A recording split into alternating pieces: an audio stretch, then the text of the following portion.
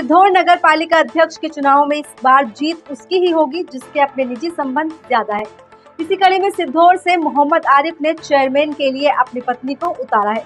उनके चुनाव कार्यालय पर भीड़ का जमावड़ा देखकर लगता था कि वोटर मोहम्मद आरिफ के कार्यालय पर ही जमा हो गए। मोहम्मद आरिफ से उनकी चुनावी रणनीति जानने के लिए हमारी संवाददाता बरखा सिंह ने उनसे कुछ बातचीत की। देखिए उनसे बातचीत के कुछ अंश। आरिफ जी, आपका हमारे चैनल में स्वागत है।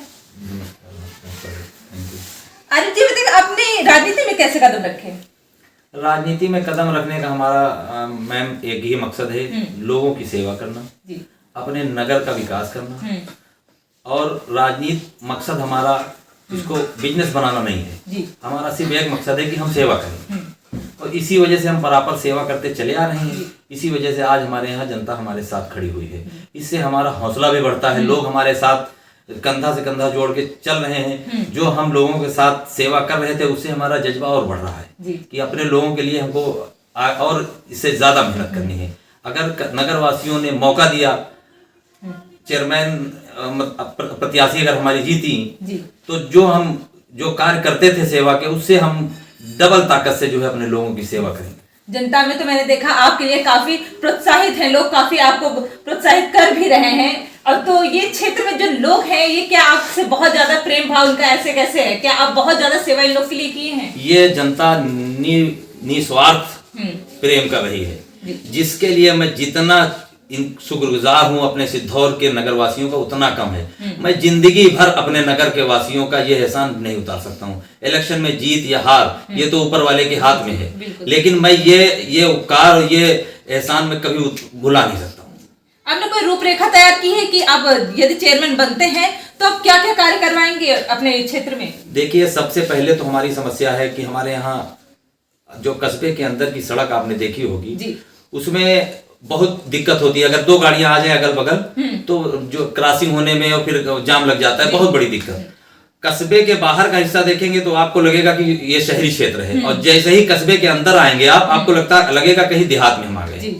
तो सबसे चीज है कि अंदर जो कस्बे के लोग रहते हैं उनकी दशा और दिशा में हमको सुधार करना है। दोनों तरफ नाले बने हुए हैं, वो नाले भी खुले हुए हैं। नाले खुले हुए हैं, नाले को हमको हटाने हैं। नाले हटाने के बाद में उसमें सीवर डलवा के रोड चौड़ी करके और बिना किसी मकान को तोड़े हुए रोड का चौड़ीकरण सबसे पहला हमारा लक्ष्य ही होगा। अच्छा। कि सीवर लाइन डलवा के दोनों तरफ जो है रोड चौड़ी करके जाम से निजात दिलाई जाए। और देखिए अंदर आपको पुराने खंभे, पुरानी लाइटें लगी हुई हैं, ये सब हटवा के कस्बे का अपने अंदर की रूपरेखा हमको बदलनी है। मतलब आपने पहले से ही सारा तैयारी कर ली कि क्या क्या कार्य करवाने हैं? जी। और दूसरे नंबर पर हमारे यहाँ मान लीजिए, यहाँ से हमारा जिला 30 किलोमीटर पे है। यहाँ 70% आबादी गरीब लोगों की है। कि कोई आदमी बीमार पड़ा, अस्पताल जाना है तो उसके पास नहीं है प्राइवेट गाड़ी ले जाने के लिए, तो हम सबसे पहले अपने नगर पंचायत में कम से कम 2 गाड़ियां तुरंत खरीदवा के और अपनी नगर की जनता की सेवा में लगा देंगे। एम्बुलेंस होंगी जो जाएंगी लोगों के लेके और लाके इलाज करा के उनको वापस लेके आएंगी। ये हमारा नगर पंचायत की तरफ से होगा। तो जो आपके मौजूदा चेयरमैन हैं, आपको क्या लगता है उनसे आप बेहतर तरीके से कार्य कर सकते हैं? अब हम कोशिश करेंगे। हम किसी के बारे में कोई टिप्पणी नहीं करते, लेकिन हम कोशिश करेंगे कि हम बेहतर से बेहतर काम करें। मतलब ये आपने सोच रखा है कि आप बेहतर कार्य करके दिखाएंगे? हम सिर्फ अपने काम के बुनियाद के ऊपर जनता के बीच में गए हैं और हम अपना काम करके दिखाएंगे। और अगर 5 वर्ष का जनता हमको मौका देती है, अगर हम कार्य नहीं कर पाएंगे तो मैं वादा करता हूं मैं दोबारा चुनाव नहीं लड़ूंगा। पर ऐसे तो बहुत सारे जो प्रत्याशी होते हैं पहले बहुत सारे वादे करते हैं, जब वो चेयरमैन बन जाते हैं या सभासद या पार्षद बन जाते हैं तो वो सिर्फ अपना विकास करते हैं। इस पर आप कुछ कहना चाहेंगे? नहीं मैडम, देखिए आप अगर अपना ही विकास करेंगे तो बहुत चंद दिन के लिए हो। जी। अगर आपको बहुत ज्यादा दिन तक उस ताज को लेके चलना है तो आपको नगर का ही विकास लक्ष्य होना चाहिए। और वो समय बदल गया है। अब जो वही आदमी चुनाव लड़ेगा जो काम करेगा। जो जनता का काम नहीं करेगा ये जनता अब स्वीकार नहीं करेगी। जी, बिल्कुल। अब जनता जागरूक हो चुकी है, जनता समझदार है, पढ़ी लिखी है। अब जनता के सामने आपको काम करके ही अपनी मेरिट दिखानी पड़ेगी। तो ये जो नालियां खुली हुई हैं तो इसमें बहुत सारे मच्छर पनप रहे हैं, जिसकी वजह से मलेरिया और डेंगू जैसी गंभीर बीमारियां हो रही हैं। तो इस पे आप लोगों को कैसे संतुष्ट करेंगे? देखिए, इसमें तो सबसे पहले ये होगा कि सारी नालियां हम पत्थर से सारी नालियां कवर्ड कराएंगे। दूसरी बात, मौसम चेंज होने से पहले यहाँ जब बीमारियां फैल जाती हैं तब नगर पंचायत की मशीनें निकलती हैं, फॉगिंग हो रही है खाना पूरी करने के लिए। लेकिन उसका रोड मैप आप तैयार करिए कि मौसम चेंज होने से पहले ही आप अपने नगर में साफ सुथरा करिए, दवाइयों के छिड़काव करिए, तो वो नौबत ही ना आवे कि आपके कस्बे के अंदर बीमारी फैले या मच्छर से मलेरिया फैले। तो उसके लिए आप पहले से तैयारी करनी पड़ेगी। उसके लिए हम जो है पूरी तरीके से तैयार हैं और उसके हमारी एक रूपरेखा है, तैयारी है। अगर मौका मिला तो हम अपने नगर क्षेत्र के वासियों के लिए हर संभव प्रयास और यहाँ तक जितना मैं कर पाऊंगा उतनी कोशिश करूंगा, हर तरीके की। जनता जानना चाहती है कि जो हमारे चेयरमैन प्रत्याशी हैं वो कितने शिक्षित हैं।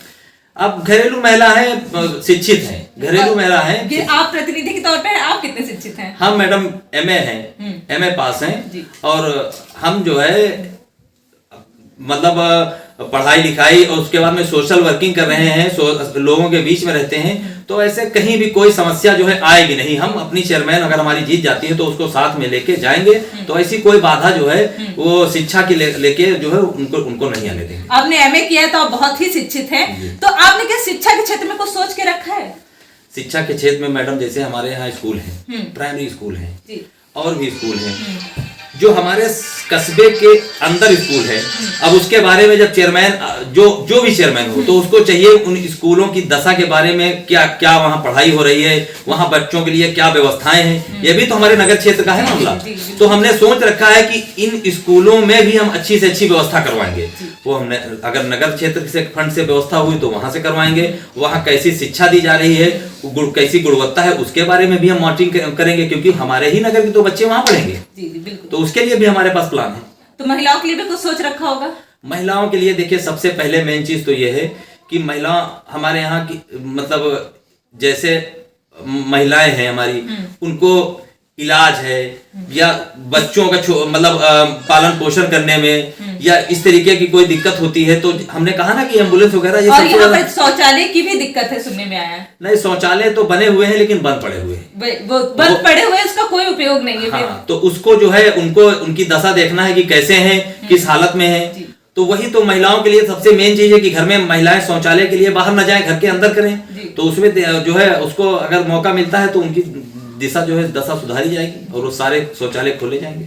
आपका कोई मुख्य मुद्दा है जिसे केंद्रित करके आप चुनाव में उतर रहे हैं? जैसे हमारा सबसे मेन मुद्दा है कि हमारी गरीब जनता है, जो पानी वाटर टैक्स होता है उसको मैं आधा करूंगा, जो गृह कर लिया जाता है उसको मैं आधा करूंगा, और जितना भी बकाया है जो गरीब आदमी नहीं जमा कर पा रहा है उसको एक समाधान योजना लाके उसको जो है समाधान योजना के तहत अपने गरीब लोगों को मैं लाभ दूंगा। आप हमारे चैनल के माध्यम से जनता से कुछ और कहना चाहते हैं? जनता से हम अपील करना चाहते हैं कि एक बार आइए हमारे साथ, कदम से कदम मिला के चलिए, हमको मौका दीजिए। अगर आप हमको मौका देंगे तो हम आपके जिंदगी भर इस शुक्रगुजार रहेंगे, आभारी रहेंगे, और आपके हर मौके के ऊपर हमेशा जो है रात में दिन में हमेशा हम आपको एक आवाज में खड़े मिलेंगे। बहुत बहुत धन्यवाद हमें समय देने के लिए। Thank you. ये थे हमारे साथ चेयरमैन प्रत्याशी आरिफ जी, जो कि काफी शिक्षित हैं और इस शिक्षा के क्षेत्र में कार्य भी करना चाहते हैं। इन्होंने पहले से ही सारे रूपरेखा तैयार कर लिए हैं कि क्षेत्र में क्या क्या कार्य करवाने हैं और क्या क्या जो बचे हुए हैं जो मौजूदा चेयरमैन ने नहीं करवाया है वो सब भी कार्य करवा के दिखाएंगे। इनका कहना है कि महिलाओं के लिए शौचालय भी बनवाएंगे।